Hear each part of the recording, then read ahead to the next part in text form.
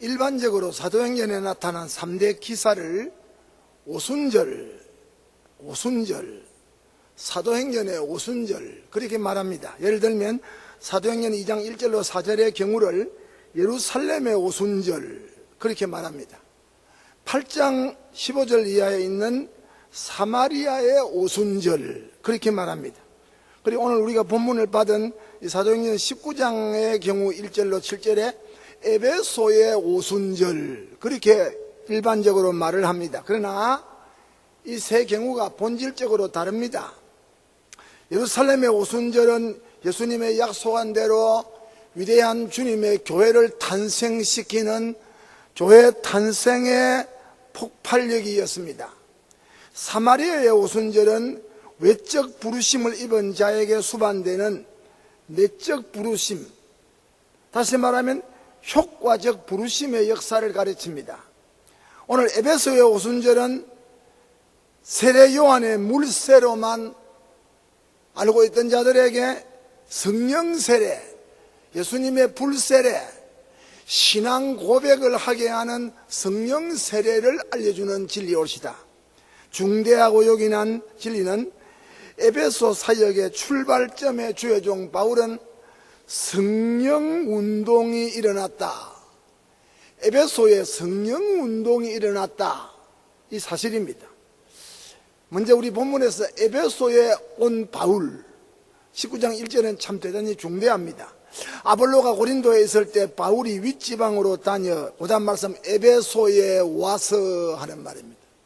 바울이 에베소에 와서 하는 말, 이 말은 바울이 윗지방, 다시 말하면 갈라디아, 부르기아 지방에서 에베소로 왔을 때 이미 아볼로는 에베소를 떠나 고린도에 사역하고 있을 때를 가르칩니다.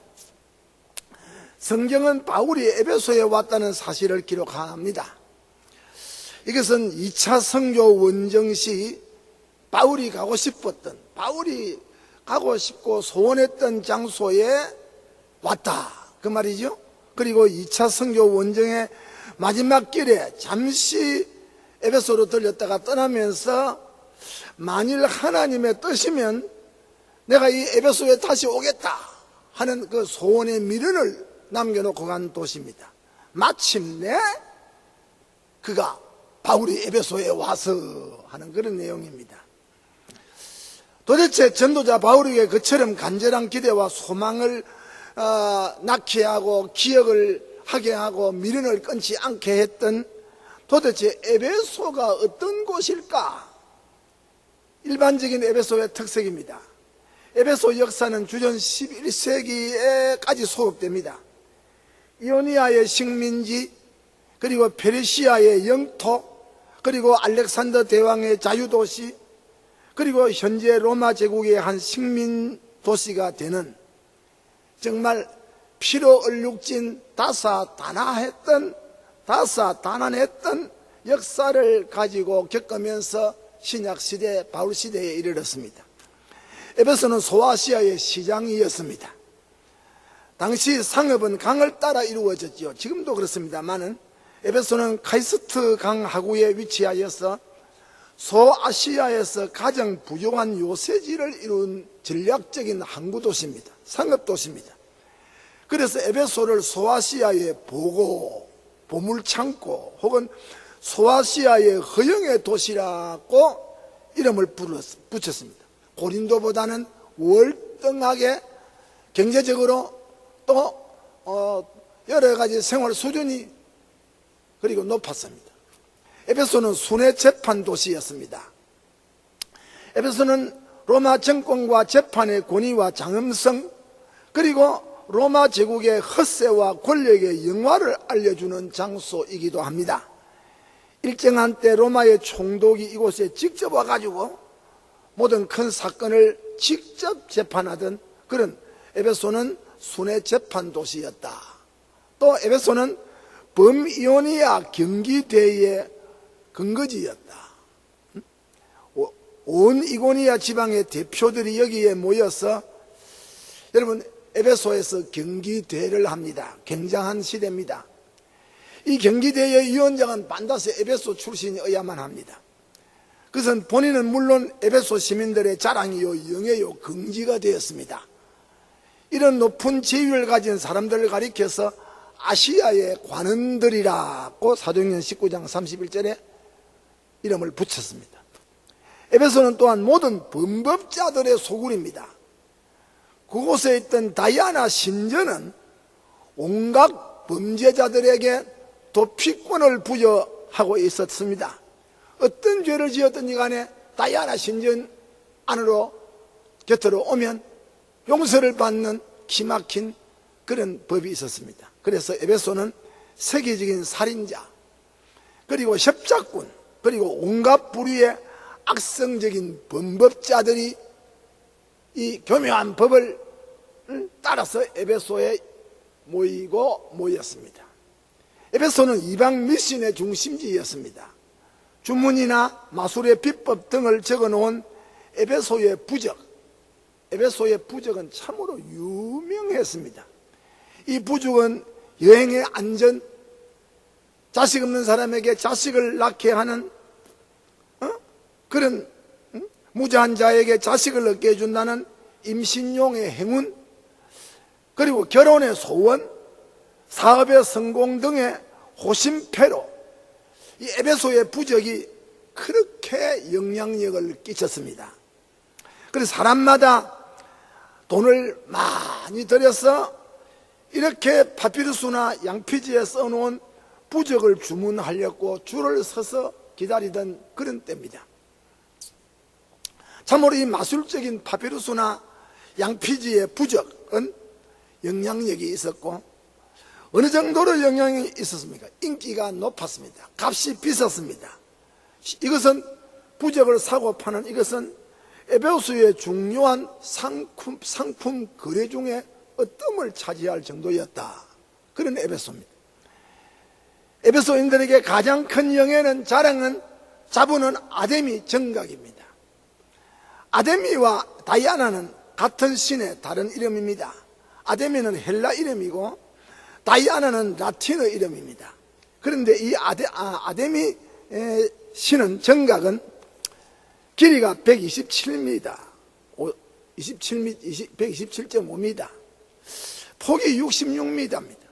높이가 18m나 되는 거창한 신상입니다. 한 임금님이 하나씩 바친 127개의 기둥은 모두 광채나는 화려한 대리석이었다고 합니다. 그 중에 36개의 기둥은 신기하게도 칠해졌고 조각이 되어 있습니다. 그곳에 있던 큰 아데미 대제단은 헬라 조각가 중 가장 위대한 프라시텔레라가 이것을 조각했다고 합니다. 아데미 상은 아름답지는 않습니다. 이것은 검은색입니다. 웅크리고 앉아 있습니다. 많은 자식을 낳는다고 하는 다산을 의미하는 큰 유방을 가졌습니다. 그러면서도 실상 이 아데미 상의 재료나 유래는 실제로 아무도 모르는 전설 속에 쌓여 있습니다. 저들은 이것이 하늘에서 내려온 것이라고 그렇게 믿고 있었습니다. 확실히 큰 여신 아데미 정각은 세계 7대 불가사의 중에 하나입니다.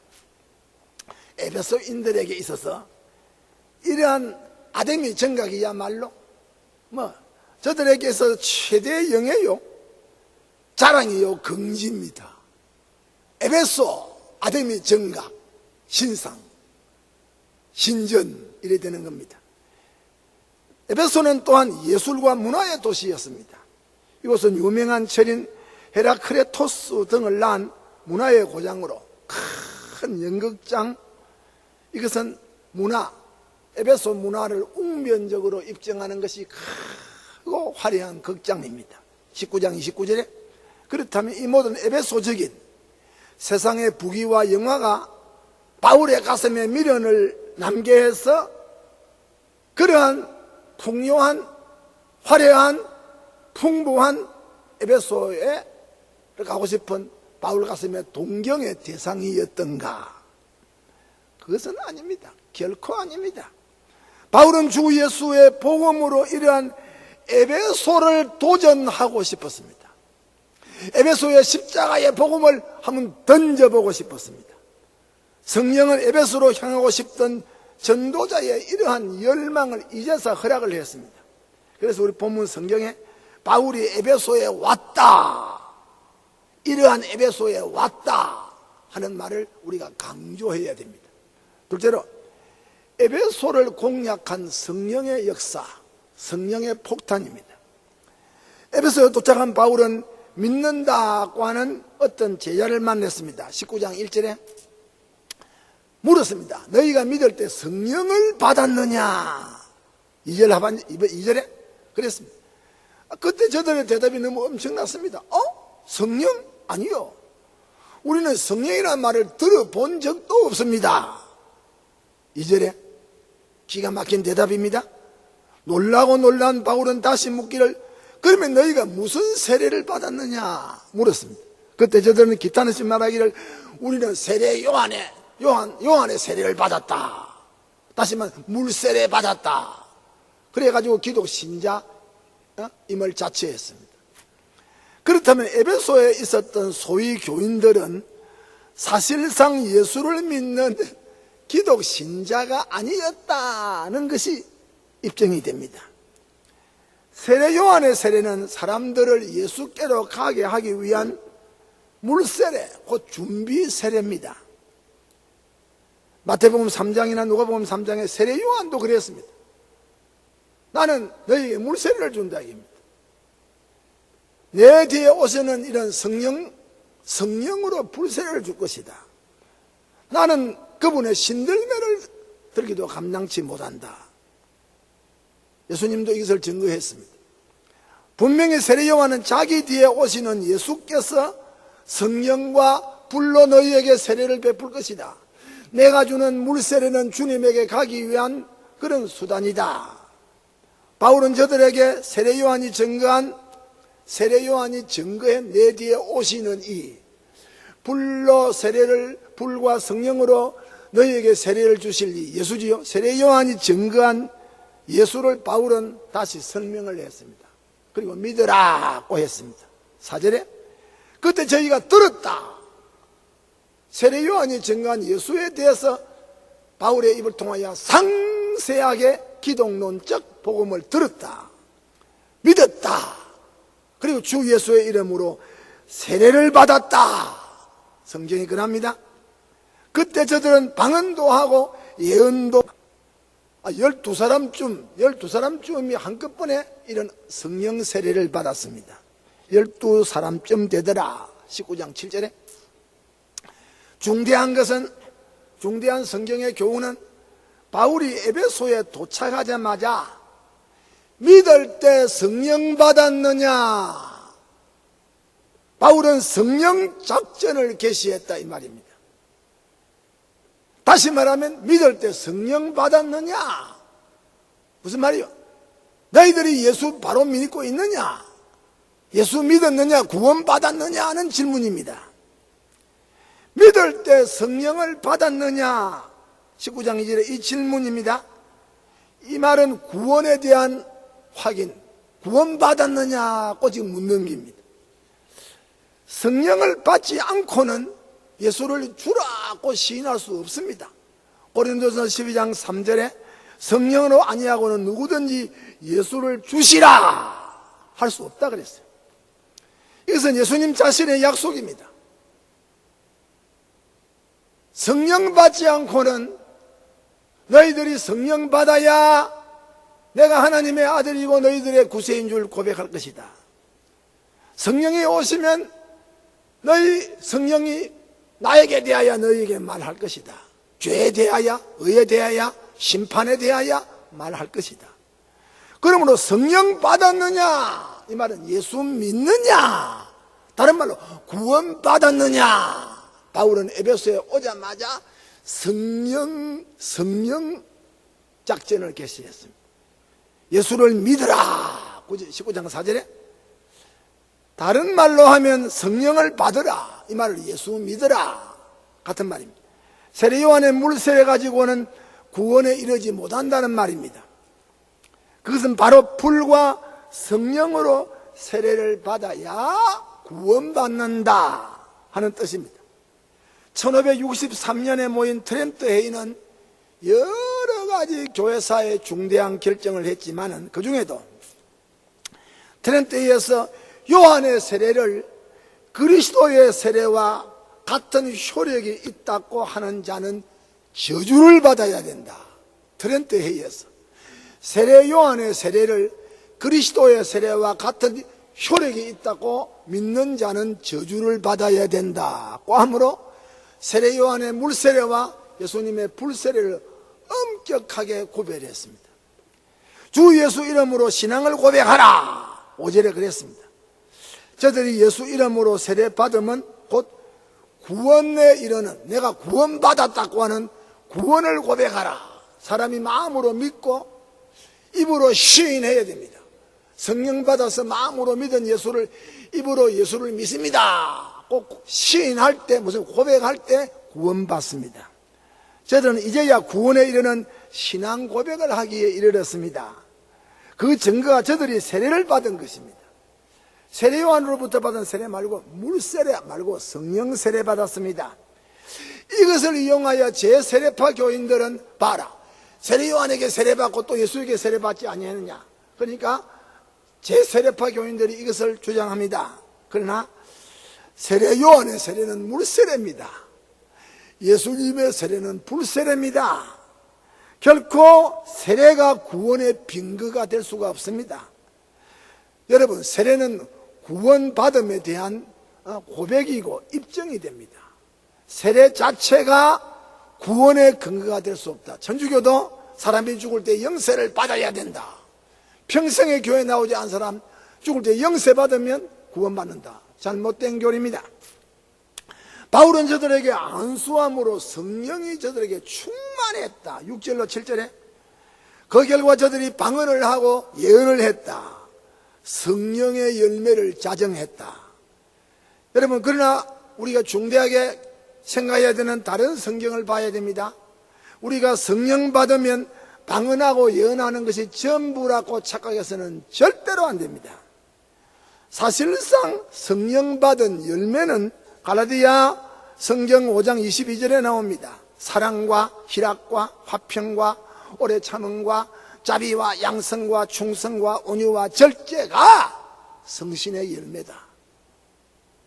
성령 받았느냐? 사랑과 희락과 화평과 오래 참음과 자비와 양성과 충성과 온유와 절제를 나타내는 삶을 가져와야 성령의 열매다. 9가지 열매를 맺게 하는 이런 결과가 됩니다. 자, 에베소에 도착한 바울은 성령 작전을 개시했다는 사실입니다. 믿을 때 성신 받았느냐?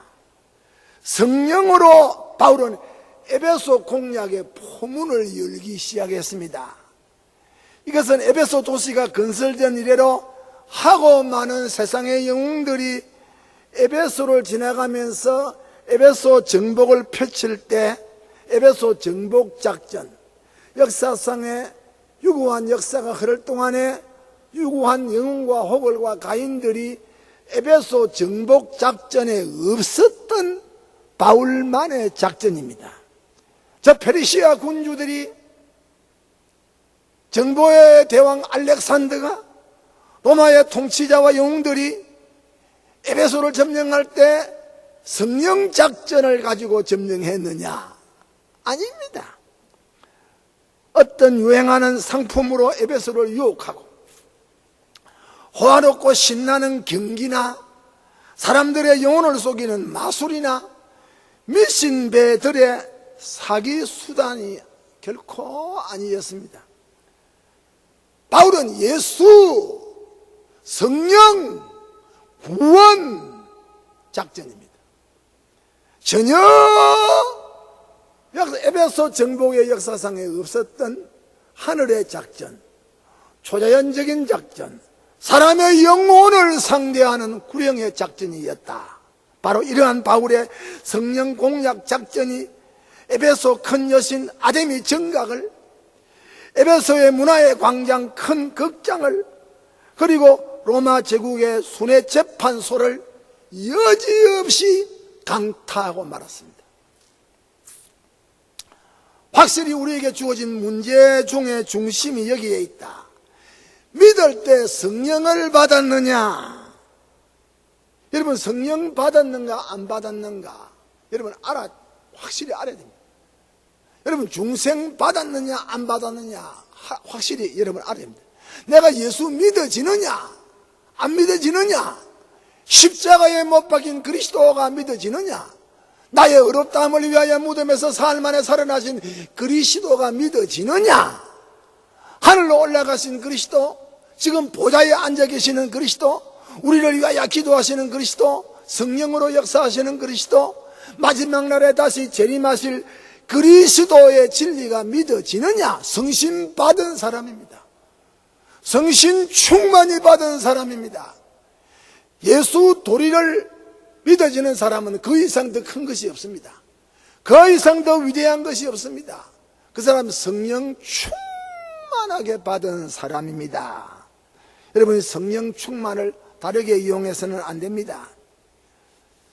성령을 받았는가? 그렇다면 주 예수를 믿는 사람이고 세례를 통하여 신앙 고백을 하는 사람입니다. 그 사람에게는 성령의 열매가 있다. 그것은 구원의 복음을 증거하는 일입니다. 그것은 성령님이 우리에게 주신 큰 권능이 예루살렘, 유다, 사마리아, 땅끝까지 주님의 복음을 전하는 이 일이 성령님이 우리에게 임한 결과입니다. 누가 세상을 이길 것인가? 큰 여신 아데미 정각 아래로 도피하는 자들이 행복하고 승리적인 삶을 살 것인가? 소위 문화의 그늘 에베소의 극장으로 들어가는 자들이 행복하고 또 삶을 승리로 살 것인가? 아니면 로마의 권력의 광장 에베소의 순회 재판소 아래로 뛰어나가 그 앞에서 아부를 하는 자들인가? 아닙니다. 결코 아닙니다. 그것은 오직 성령을 받는 일입니다. 성령으로 충만하게 되는 일입니다. 다시 말하면 예수 그리스도를 믿는 일입니다. 그 믿음을 세례로 고백하는 일입니다. 그 결과 성령 충만을 받고 현대판 에베소를 향하여 주 예수의 복음을 전하는 일입니다. 오늘 우리가 살아가는 이 세상은 확대하면 현대판 에베소입니다. 참으로 껍데기가 에베소처럼 화려합니다. 문화로 장식을 하고 발달된 인지의 산물로 이룩하는 과학의 어마어마한 작업이 우주시대라고 하는 역사를 낳았습니다. 온갖 예술 등으로 사람들의 감정을 흥분시킵니다. 악한 사상들이 사람들의 마음을 지배하고 유물론, 무신론, 우상숭배 사상이 사람들의 마음을 지배하면서 흥청되고 있는 현대판 에베소입니다.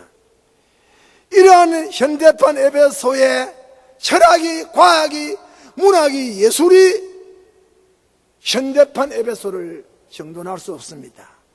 오직 성령으로 아니하고는 현대판 에베소를 공략할 수 없다. 교회는 현대판 에베소를 공략하는데 결정적인 하나의 비결이 성령 충만하게 받는 일입니다. 은혜가 있기를 주의 이름으로 축원합니다.